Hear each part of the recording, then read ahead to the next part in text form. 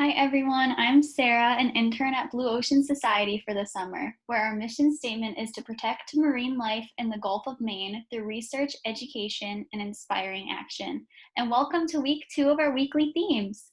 This week's theme is endangered animals here in the Gulf of Maine. Just as a reminder, the Gulf of Maine is a body of water bounded by Nova Scotia and Cape Cod. And with that, let's just get right on into it. So what do these 4 animals have in common? I'll give you a second to think about it. So not only do they all live in the Atlantic Ocean, they're also all endangered. But what is an endangered animal? An animal is endangered when there are only a few left in the world, and any animal can become endangered. They're also at risk of becoming extinct. Extinction is when there's no more of that species left, like the dinosaurs. So how does an animal become endangered? This can happen through several ways, but today we're going to talk about 4. The first is by losing their habitat or their homes. The second is through hunting. The right whale is currently critically endangered because of hunting, and we'll talk a little bit more about that later. The third is through pollution, like marine debris, which you learned about last week. And the fourth is through climate change or global warming. This can also cause an animal to become endangered.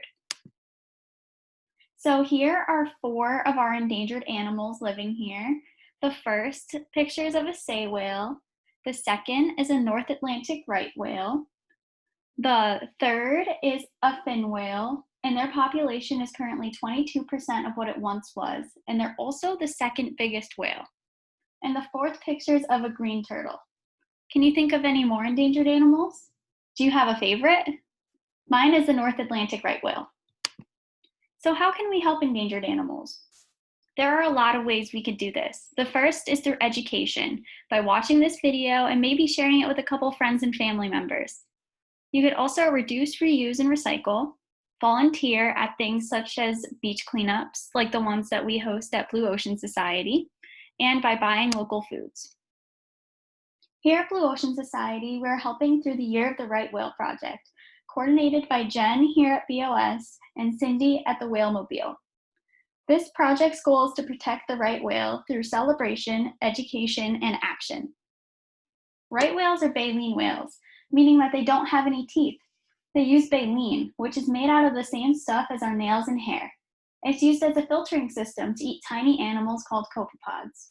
And right now, there's only about 400 of them left, and only 100 females, which is really bad because you need females to give birth to the babies.